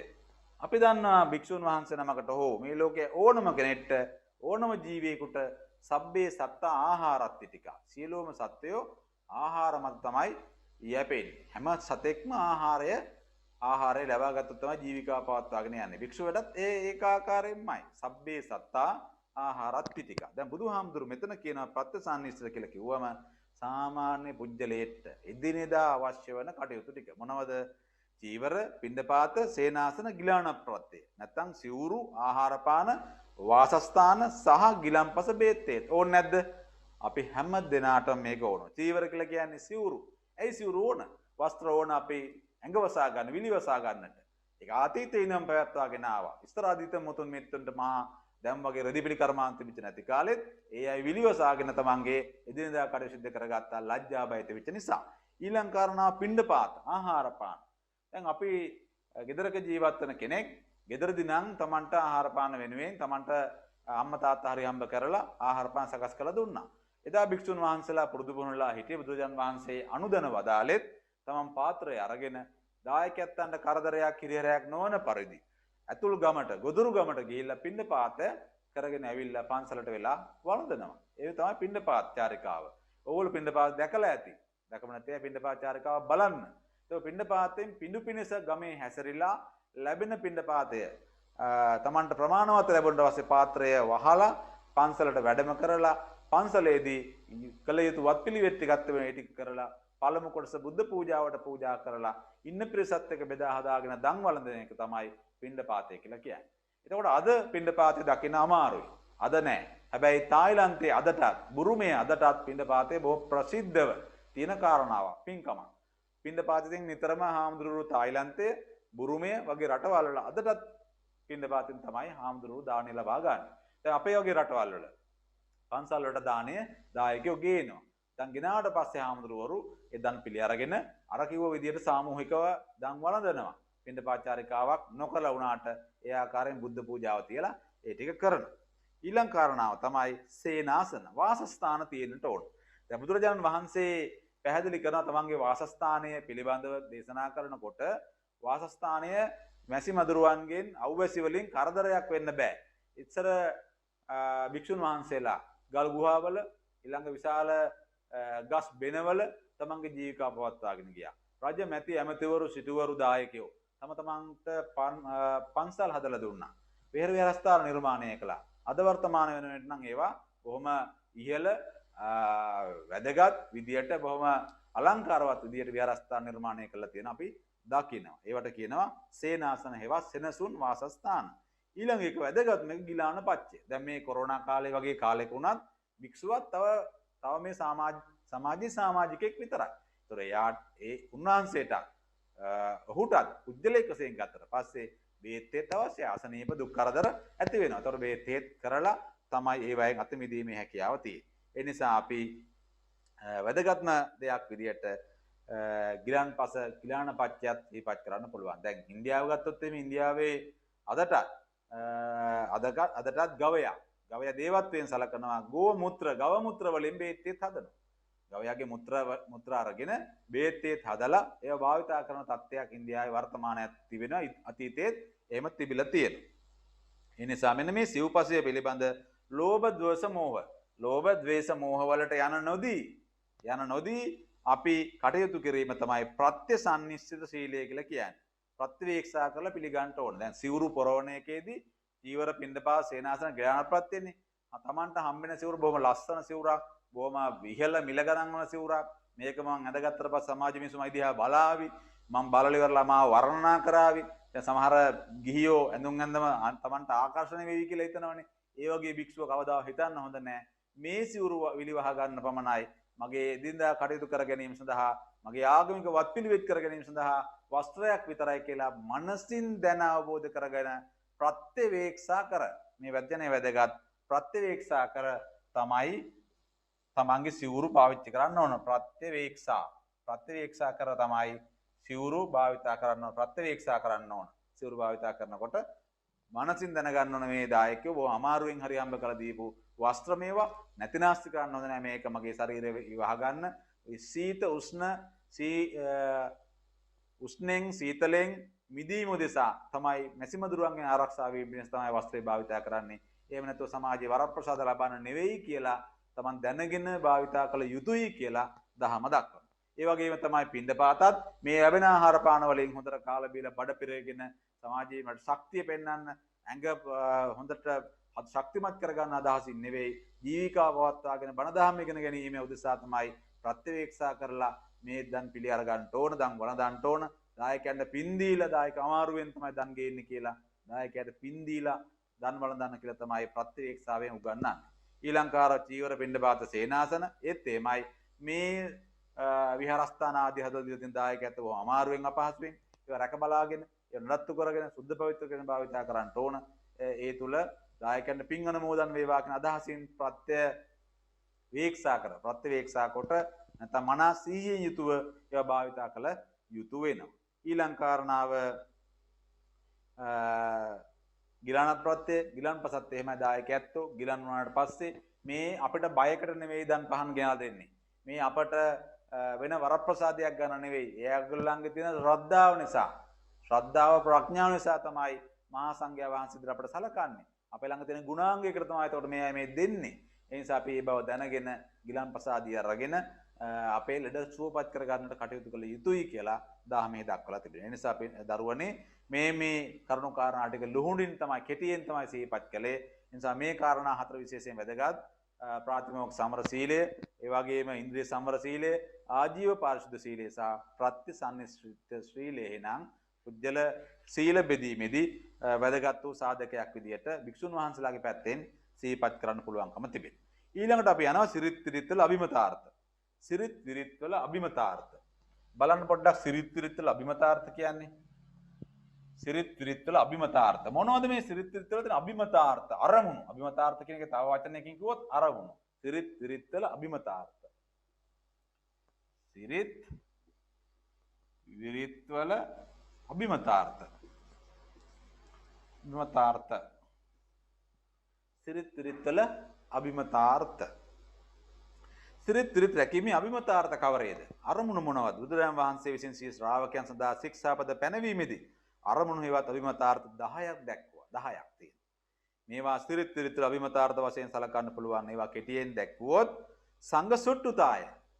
බලන්න පොතත් ඔහම ලං කරගත්තොත් සංඝසුට්ටුතාය. සංඝසුට්ටුතාය කියලා කිව්වේ සංඝයාගේ යහපත් බව සඳහා බුදුහාමුදුරුවෝ මේ ශික්ෂාපද දේශනා කළා. ශික්ෂාපද දේශනා කළා සංඝ සුට්ටුතාය. දෙක සංඝ පාසුතාය. සංඝයාගේ පහසුව සඳහා සංඝයා වහන්සේලාගේ පහසුව සඳහාත් මේ ශික්ෂාපද දේශනා කළා. 3 දුම්මඤ්ඤතං පුග්ගලානං නිග්ඝාය. නොහික්මුණු පුජ්‍යලයන්ට නිග්‍රහ කිරීම පිණිස. ඉක්මිච්ච නැති මිනිස්සුත් හම්බුණා බුදුහාමුදුරන්ට. හැමෝම හම්බුනේ නෑනේ. ඔක්කොම රහත් වෙන මට්ටමේ අය. නොහික්මුණු අයත් හම්බුණා. උදාහරණයක් ගත්තොත් දේවදත්ත වගේ අය. ඒ අය චබ්බග්ගේ වික්ෂුන් වහන්සේලා වගේ අය. බුදුරජාණන් වහන්සේ විවිධාකාරය හම්බුණා. බුදුහාමුදුර එතකොට උන්වහන්සේ මේ දේශනා කරපු ශික්ෂාපද වැදගත් වුණා අය හික්මවන්නට. දුම්මඤ්ඤතං පුග්ගලානං නිග්ඝාය පාලි පාඨය කියනවා. නොහික්මුණු පුජ්‍යලයන්ට නිග්‍රහ කිරීම පිණිස. 4 වෙනි කාරණාව පේසලානම් බික්කුණම් පාසු විහාරාය. ශික්ෂාමී භික්ෂූන්ගේ පහසු විහරණය සඳහා සිල්වත් භික්ෂුන් වහන්සේලාගේ පහසු පැවැත්ම උදෙසා පේසලානම් බික්කුණම් පාසු විහාරාය. 5 දිට්ඨ ධම්මිකානං ආසාවනං සංවරාය. මෙලොවදී ඇතිවන ආශ්‍රවයන්ගේ ආරක්ෂාව වීම. මොනවද මෙලොවදී ඇතිවන ආශ්‍රවයන්? මේ ලෝභ දෝෂ මෝහ ආදී කෙලෙස් එක්ක ආශ්‍රවයන් ඇති වෙන්න පුළුවන්. ඒවා වළක්ව ගන්න. ඔන්න ඉස්තරෙන් දැම්ම දැලක්. බුදුහාමුදුරේකට කෝ ශික්ෂා පද. මෙලොවදී ඇතිවන ආශ්‍රවයන්ගේ ආරක්ෂාව වීම පිණිස බැඳීම. 6 වෙනි කාරණාව සම්පරායිකානං ආසවනම් පටිඝාතාය. පරලොවදී ඇති විය හැකි ආශ්‍රව දුරු කිරීම පිණිසත් බුදුහාමුදුරෝ ශික්ෂා පද ඇති කළා. පරලොවදී අපි ලැජ්ජා බය වගේ ශික්ෂාපද දේශනා කරන්නේ අවස්ථා දේශනා කරන්නේ පරලොවෙන් ඇති වෙන විපත්ති මලකා ගැනීම නිසා දැනුවත් කිරීම පිණිස. 8 වෙනි එක. 7 වෙනි එක අප්පසන්නානං පසාදාය. නොපැහැදුණුවන්ගේ පැහැදීම ඇති වෙන පිණිස. දැන් භික්ෂුන් වහන්සේලාට බුදුහාමුදුරුවෝ දේශනා කළා තියෙන්නේ තමන් කෙරෙහි පැහැදිච්ච නැති කෙනෙක් ප්‍රසාදයටපත් කර ගැනීම දෙසා හැසිරෙන්නට ඕන. සිතින් කයින් වචනෙන් තුන්දොරින්ම හැසිරෙන්නට ඕන. අප්පසන්නානං පසාදාය. 8 වෙනි එක කියනවා පසන්නානං බියෝභාවාය. පැහැදිච්ච මිනිස්සු ඉන්නවා. එදත් ලෞතර බුදුහාමුදුරන්ගේ දෙවුරම් වේලට ආවා. විශාකා මල්ලිකා වගේම මහා විශාල සිටුවරු ආවා. ඇවිල්ලා උදව් උපදව් කළා. විහාරස්ථාන අංගෝපාංග නිර්මාණය කළා. ඒ එන අයගේ දායකයන්ගේ ශ්‍රද්ධාව වැඩි දියුණු කරගන්න ඒගොල්ලන් රැක බලා ගන්න ඕන කියලා කිව්වා. ඒකට කියනවා පසන්නානං බියෝභාවාය. 9 වෙනි කාරණාව සද්ධම්ම තිතියා. සද්ධර්මයේ බොහෝ කලක් ප්‍රයත්න සඳහා සද්ධර්මයේ බොහෝ කලක් පවත්වා ගැනීම සඳහා තමයි අවුරුදු 20කට පස්සේ බුදුහාමුදුරු මෙහෙම විනය ශික්ෂා පද පනවන්නට තීරණය කළේ. අවසාන කාරණාව විනය අනුග්‍රහය හික්මීමට අනුබලයක් වෙන සඳහා විනය තමයි ශාසනීය පැවැත්ම. ඒකට අපි කියන විනයෝ නාම ශාසනස්ස ආයු. විනයෝ නාම ශාසනස්ස ආයු. විනයෝ නාම ශාසනස්ස ආයු.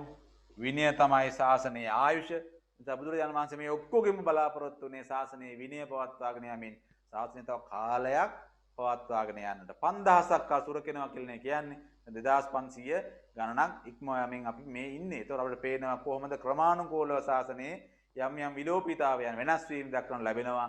ඒත් එක්කම ශාසනයේ යම් යම් පරිහානිකර තත්ත්වයන් දක්වන ලැබෙනවා. බුදුරජාණන් වහන්සේ අර විනය ශික්ෂා පද ටික දේශනා නොකළා නම් අද වන විට ශාසනයක් අන්තර්දාන වෙලා. නිසා උන්වහන්සේ කලින් දැකලා එම අවබෝධ කරන් තමයි කටයුතු කරේ. ඒක වැදගත්කම. එතකොට ඉහත කරුණ බුදුරජාණන් වහන්සේ සංඝයා වහන්සේ අරමුණු කර දේශනා කළා. නමුත් සංඝයා සමාජය වශයෙන් අර්ථකථනය කරාට පස්සේ පොදුවේ පැවිදි සමාජයටත් ගිහි සමාජයත් මම මේ කතා කරපු ඔක්කොම ටික ගන්න පුළුවන්. බුදුහාමුදුරුවෝ දේශනා කරපු ශික්ෂාපද 10ක් මේ කිව්ව අභිමතාර්ථවල මේ කාරණා 10 අපේ ගිහි ජීවිතේට අදාළ කරගන්න පුළුවන්. ඊයේ සඳහන් කල අභිමතාර සැලකිලිට ගත් කල සිරිත් විරිත්වල ඉටු කර ගැනීම බලාපොරොත්තු අරමුණු ගොඩවල් 3ක් සංක්ෂිප්ත කරන්න පුළුවන්. මෙන්න මෙහෙම පුජ්‍යලයාගේ අභ්‍යන්තර ශික්ෂණ ඇතිවීම, දුටුවන් පහදවන බාහිර ඇවතුම් පැවතුම් ඇති කිරීම, සමාජයේ සාමූහික පැවැත්ම පහසු කිරීම. පුජ්‍යලයාගේ අභ්‍යන්තර ශික්ෂණයක් ඇති කරන්න පුළුවන්. ඇතුළේ නිවන්න පුළුවන්. එයා හික්මිච්ච කෙනෙක්. දැක්කම පේන සමහරුන්ගේ. හික්මිච්ච ගත්ත සමහරුන්ට පොඩි ප්‍රශ්නටත් කේන්ති යන ඉක්මනටම.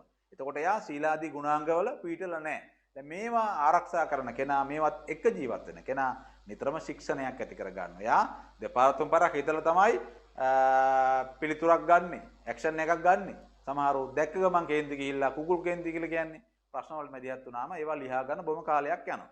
දුටුවන් පහදවන බාහිර ඇවතුම් පැවතුම් තියෙන්නට ඕන. දැන් අපි භික්ෂුවක් නම් එයාගේ භික්ෂු ස්වරූපයක් තිබෙනවා. සිවුර ඇඳලා පිළිවෙලකට ලස්සනට දැක්කම හරි ප්‍රණීතයි. දකින්න ආසයි. සමනානංච දස්සනං. ශ්‍රමණයන් වහන්සේ දැකීම මංගල කාරණාවක්. ඒ වගේ තමයි ගිහියා වුණා. ආටෝපසාටෝ වල නැතුව Tamanට ගැළපෙන සුදුසු ඇඳුම පන්සලට යනකොට පාසලට යනකොට පොදු තැනකට යනකොට උත්සවයකට යනකොට එහෙම වෙන් කරගෙන ගතියක් අපේ සංස්කෘතිය තුළ තියෙනවා.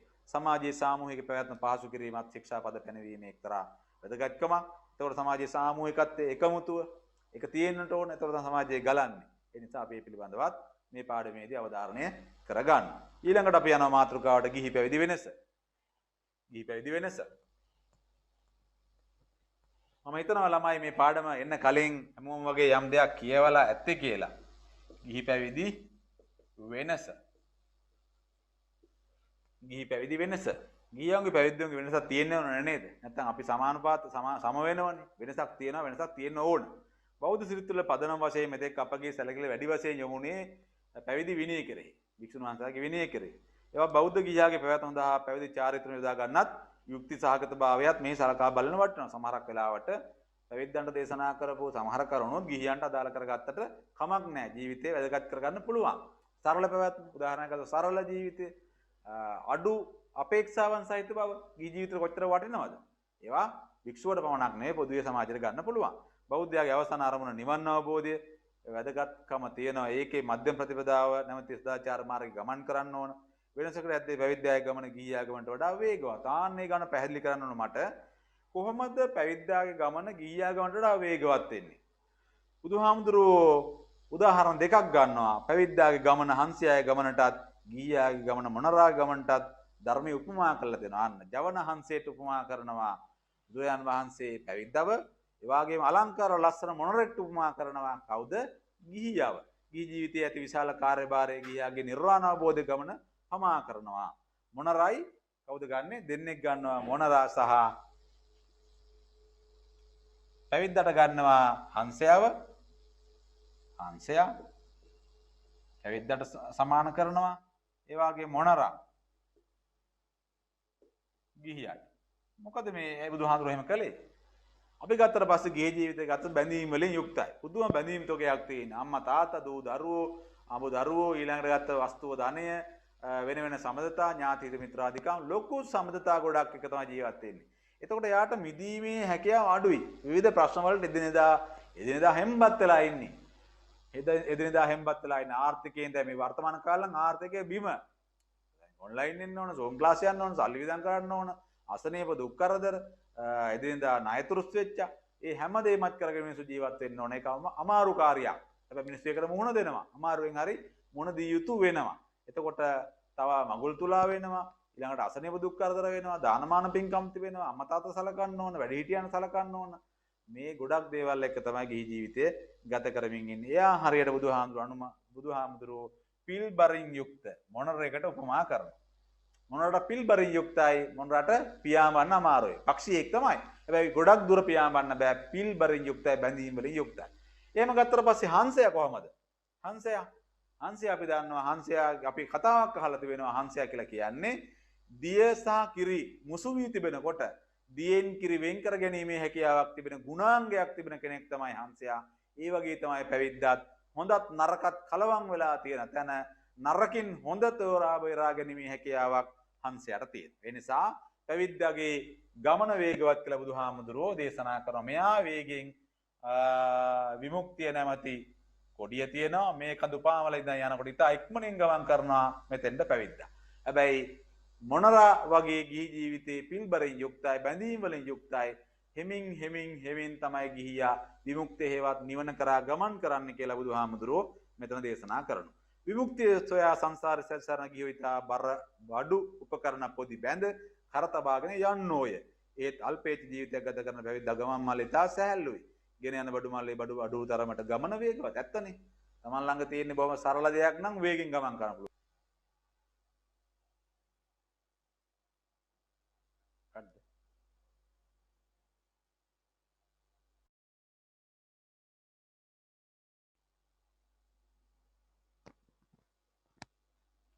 ඇහෙනවද ළමයින්ට? කැඩි කැඩිනේ හාමුදුරනේ ඇහෙන්නේ. දැන්ද එහෙමුනේ? දැන් ටිකකට කලින් වගේ. මෙන්න හරි. දැන් හරියයි. එතකොට අපි කතා කරගෙන ආවේ එතකොට ගිහියා අල්පේච්ච ජීවිතයක් ගත කරන කෙනා හෙමින් සූරුවේ තමයි විමුක්තිය කරා නිවන කරා ගමන් කරන්නේ. ඒ වගේම පැවිද්දා ගමන් මල්ලේ බර අඩු නිසා එයාට වේගයෙන් ගමන් කිරීමේ හැකියාව තියෙනවා. ගමන වේගවත්. බුදුහාමුදුරු මෙන්න මේ ටික කියනවා උපුටා ගැනීමක් විතර මම කියන්නම්. එම්බා භික්ෂුව ඔරුව හිස් කරනු. එය හිස් කළ විට වේගයෙන් ගමන් කළ හැකි වේ. මෝක්ෂය කරා. සිංච වික්කවේ ඉමං නාවං සිත්තාතේ ලහු මෙස්සති යන දම්පද ගාථාවෙන් අදහස් කරන්නේ මෙයයි. එම්බා භික්ෂුව ඔරුව හිස් කරන්න. ඒ හිස් කළ විට වේගයෙන් ගමන් කරන්න පුළුවන්. ධම්මපද ගාථාවක් තියෙනවා. 369 වෙනි ගාථාව බලන්න. ඒ ගාථාවෙන් සිංච වික්කෝ ඉමං නාවං සිත්තාතේ ලහු මෙස්සති කියලා බුදුහාමුදුරුවෝ එතනක් දක්වලා තිබෙනවා. පැවිද්දා මෙන්න ගිහියාගේ ඔහුගේ ගමන් මල්ලේ බර හැකිතරම් අඩු කරගත්තොත් නිවන් අවබෝධ කර ගැනීම යම් කිසි පමණකින් වේගවත් කරගන්න පුළුවන්. ගිහියාට බුදුහාමුදුරුවෝ තවදුරටත් උන්වහන්සේගේ දහම තුලත් දේශනා කරන වගේම අපටත් පැහැදිලි කරන්න පුළුවන්. ගිහියා එහෙනම් තමන්ගේ බැඳීම් ටික ටිකක් ලිහිල් කර ගන්න ඕන. අඩු අපේක්ෂාවන් තබා ගන්න ඕන. එතකොට පුළුවන් ඉක්මනින්ම නිවන් අවබෝධ කරගන්න, ගමන වේගවත් කරගන්න. අල්පේච්ඡ ජීවිතේ ගමන බර අඩු කර ගැනීම මාර්ගයේ පැරණි ගිහියෝ අපිත් රහතුන් අනුගමනය කරමුයි. බොහෝ දිනයන් පෙහෙවස් සමාදන් වුණා. අදත් ගිහියෝ පෙහෙවස් සමාදන් වෙනවා. එබැවින් පැවිදි පක්ෂ සඳහා දේහිත සිල්, ආචාර ධර්ම, චාරිත්‍ර වාද ආදී එකම නිවන් මාර්ග ගමන් කරන ගිහියාටත් ප්‍රයෝජනයක් බව අමුතුවෙන් කියන්න අවශ්‍ය කරන්නේ නැහැ. බෞද්ධ සිරිත් කෙරෙහි ඒවායින් ලැබී ඇති ආభాසයත් ඉමාත. ඒ නිසා පැවිද්දට විතරක් දේශනා කළා කියලා අපිට ඒක හාමුදුරුවන්ටනේ කියලා තියෙන්නේ කියලා ඇහැකට දාන්න ඕනේ නැහැ. එයින් ගත යුතු වැදගත්ම කරුණු ටික අපේ ජීවිතයට ළඟා කරගන්න කටයුතු කරන්න ඕනේ. මෙන්න විනය විනිශ්චය නැත්නම් වත්ත කන්දකය කියලා අපිට භික්ෂුන් වහන්සේලාගේ විනය විනිශ්චය කියන පොතේ වත් සම්පූර්ණ නොකරන්නේ සීලය සම්පූර්ණ නොකරේ, සීල සුද්ධිය නොලබන්නේ සිතේ සමාධිය නොලබයි, වික්ෂිප්ත සිත් ඇත්තේ ධර්මයේ නොදනී, ධර්මයේ නොදක්නේ දුකින් නොමිදේ. විනය විනිශ්චය වත්ත කන්දකය වත්තන්න පරිපූර්ණතු නසීලම් පරිපූර්ණති කියලා බුදුහාමුදුරුවෝ දක්වලා තියෙන්නේ ඒ කාරණාව. නිසා අපි මේ පාඩම පුරාවටම අපි දැක්කා වික්ෂුන් වහන්සේලා අරමුණු කරගෙන යම් වැඩි කොටසක් සාකච්ඡා වුණත් සමහර දේවල් ගිහියාට අදාළ කරගන්න පුළුවන්. ගිහි ජීවිතය නිවැරදි කරගන්න, සකස් කරගන්න නැත්නම් අපගේ පරම නිෂ්ඨාව හේවත් අවසාන විමුක්තිය වන නිවන් කරා ගමන් කිරීමට ඒ සඳහා යන ප්‍රවේශය එලිපෙලි කර ගැනීමට ඒ චාරිත්‍ර වාරිත්‍ර ධර්ම ටික එනම් බොහෝ සෙයින් වැදගත් වන බව පැහැදිලි. ඒ නිසා පළවෙනි පාඩම අපි එහෙනම් ඔය ආකාරයෙන් සාකච්ඡා කරලා අද ප්‍රශ්න ටිකක් ලියා ගනිමු. පළවෙනි පාඩම ආශ්‍රයෙන් අපේ දරුවන්ට පුළුවන් එතකොට ඒවට පිළිතුරු සපයලා මේ පාඩම් ටික අහගෙන හිටියා. නැවත පොතත් වතාවක් දෙපතාවක් කියවලා ඒ ප්‍රශ්න වලට පිළිතුරු ටික ලියලා අපිට යොමු කරන්නත් පුළුවන්. වෙනම ගොනු කළ තබා ගන්න දහම් පාසල ආරම්භ කරාට පස්සේ අපේ දරුවන්ගේ ඒ උත්තර ටික බලන්නත් බලාපොරොත්තු වෙන්න. ඒ නිසා ළමයින්ට අපි ඇහෙනවා ඇති. ඇහෙන ළමයි හැමදෙනාම යන කොලයක් හරි මොකක් හරි ගන්න සටහන් කර ගැනීමකට මෙන්න මේ ප්‍රශ්න ටික ලියාගමු. කෙටි කාලයක් අපිට තියෙන්නේ. තා ඉක්මනින් මේ ප්‍රශ්න ටික ලියාගමු. හරියට අහගෙන ඉන්න ප්‍රශ්න ටික ලියාගමු.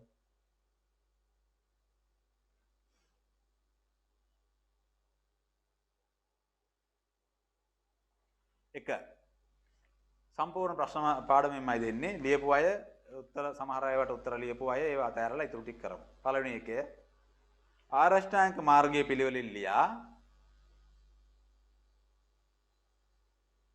ආරෂ්ඨාංග මාර්ගයේ පිළිවෙලින් ලියා එහි බෙදීම් දක්වන්න. එහි බෙදීම් දක්වන්න.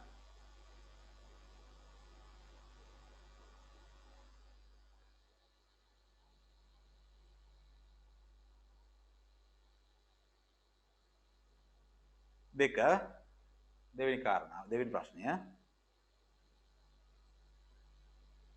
ත්‍රිශික්ෂාවලට ඇතුළත්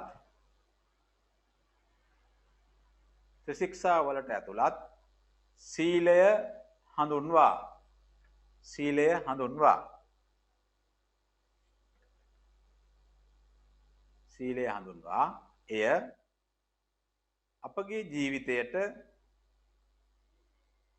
එය අපගේ ජීවිතයට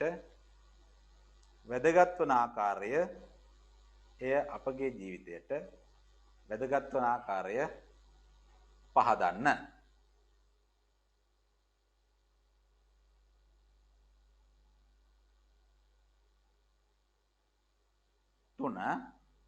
තුන්වෙනි එක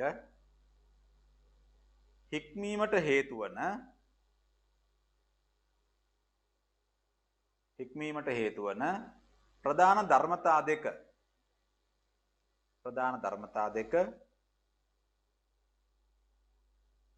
නම් කර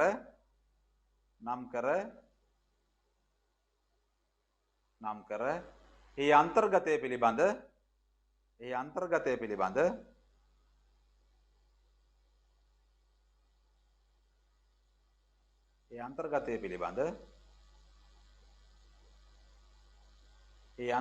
පිළිබඳ කෙටි විස්තරයක් කරන්න.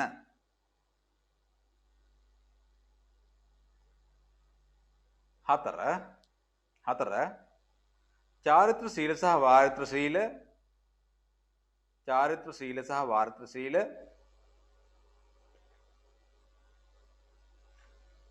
උදාහරණ සහිතව විස්තර කරන්න.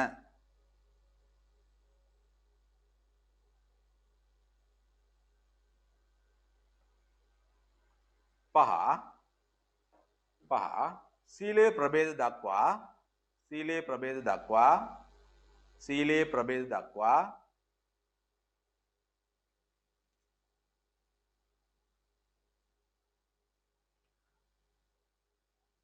භික්ෂූන් වහන්සේලා උදෙසා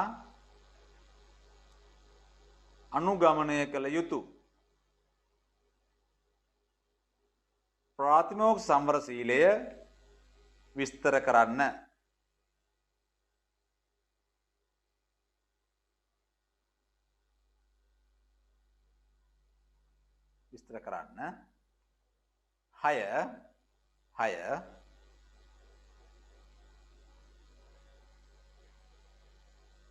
6 සිරිත් විරිත්වල අභිමතාර්ථ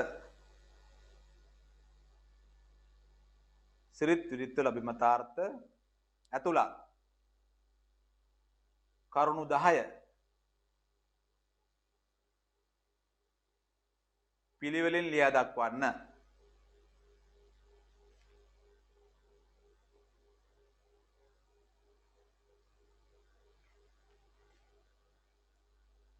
7 අවසාන ප්‍රශ්නය 7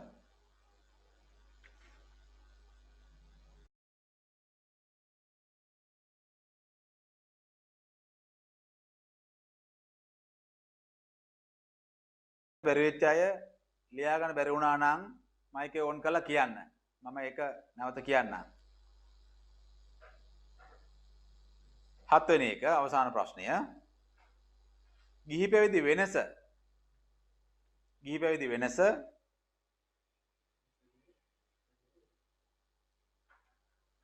කෙටියෙන් විස්තර කර උදාහරණ දෙන්න. ගිහි පැවිදි වෙනස කෙටියෙන් විස්තර කර උදාහරණ දෙන්න. මම විශ්වාස කරනවා මුළු පාඩමම ආවරණය වෙන්න ප්‍රශ්න 7 ඇතුළත් තව කෙටි ප්‍රශ්න ගොඩක් හදන්න පුළුවන්. අපිට පළවෙනි පාඩමට අදාළව ওই ප්‍රශ්න ටික පිළිතුරු ලියලා අපේ ළමයි අපිට යොමු කරන්න, ළඟ තබා ගන්න, පාඩම කියවන්න සූදානම් වෙලා හොඳට ඒ කටයුතු ටික කරන්න. ඒතර පළවෙනි පාඩම ඒ ආකාරයෙන් නිමා කරන්න පුළුවන්කම තිබේ.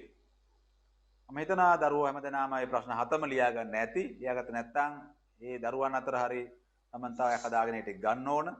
නැවත මගදී අහන්න උත්සාහ කරන්න එපා. දැන් ඒ නිසා ඇහෙනව නම් ලියාගත්ත නැති අය ලියාගෙන බැරි වෙච්ච අයට අහන්න පුළුවන්කම තිබෙනවා.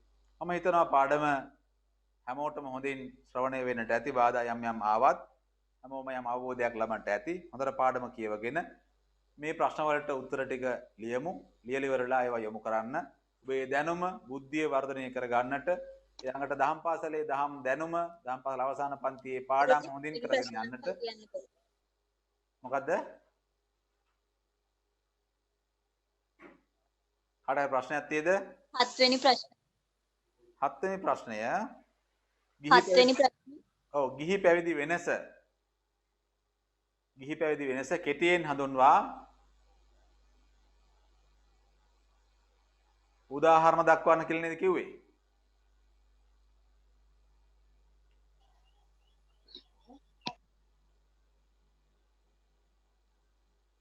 හත්වෙනි ප්‍රශ්නේ එහෙමයි. එතකොට මේ ටික ලියාගත්තා. හාමුදුරනේ ඔව්. කියන්නේ හාමුදුරුවෝ ගන්නපු හැම පාඩමක්ම එක පොතකද ලියන්න ඕනේ. ඔව් ගන්න 100ට පොතක් හරි පොතක් කරන් ලියන්න. එතකොට බෞද්ධ සංස්කෘතියේ පොතක් තියාගන්න. බෞද්ධ සංස්කෘතියේ පොතක් තියාගන්න ලබන සතිය අපි කරන්නේ බුද්ධ ධර්මය හා පාලි භාෂා පාඩම පොත. ඒකට වෙනම පොතක් තියාගන්න. එක පොතක් අරන් පොත හතරට බෙදා ගන්න. කොහොම හරි ගැටලුවක් නොවෙන හදාගන්න. ලබන සතිය අපි ළමයි බෞද්ධ සංස්කෘතිය කතා කරන්නේ නැහැ. බුද්ධ ධර්මය හා පාලි භාෂා පරිචය තමයි කතා කරන්නේ. ඒක මම හරි සුජාත හාමුදුරුවෝ හරි ආවරණය කරනවා. මේ වෙලාවටම හැමෝටම එනම් පැහැදිලිද ගැටලු තියෙනවා නම් කතා කරමු. වෙලාව ඉවර වෙගෙන යන්නේ.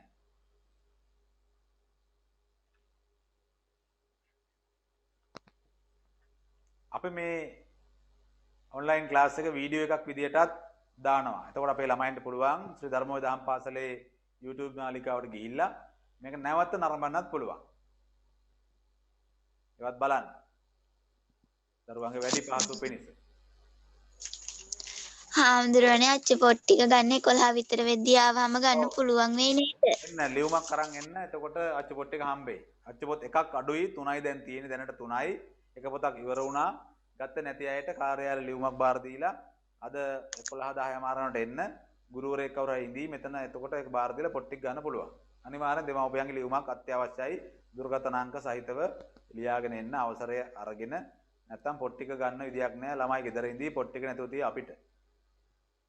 පාරණ 10 වසරේ අච්චු පොත හොඳ හාමුදුරුවනේ. නෑ ගේන්න එපා. ඒක තියාගන්න. හරිද එහෙනම්? හොඳයි එහෙනම් හැමෝටම වැටුණා නේද? තේරුණා නේද? කෝ කතා කරන්නේ නැද්ද? ඔව් හාමුදුරුවනේ. හොඳයි එහෙනම්. තේරුණා හාමුදුරුවනේ. හොඳයි. හැමෝටම එහෙනම් දරුවන් සරණයි. ඒ ආකාරයෙන් කටයුතු කරමු. දහම් පාසලත් රැඳී ඉන්න. අපි දහම් පාසල ආරම්භ කරපු සැනින් මේ කටයුත්ත ඉදිරියට කරන්නත් පුළුවන් නොකරන්නත් පුළුවන්. දහම් පාසල පටන් ගන්න බැරි කමක් තියෙනවා. පටන් ගත්ත ගමන් අපි අධ්‍යාපන ක්‍රියාවලිය සාමාන්‍ය පරිදි කරගෙන යමු. අනෙකුත් සම්බන්ධ නොවුණු දරුවන්ට සම්බන්ධ වෙන්න කියලා මතක් කරන්න. ඒ ඇත් එක එකතු කරගෙන මේ කටයුතු කරගෙන යමු. හැමෝටම එහෙනම් තෙරුවන් සරණයි.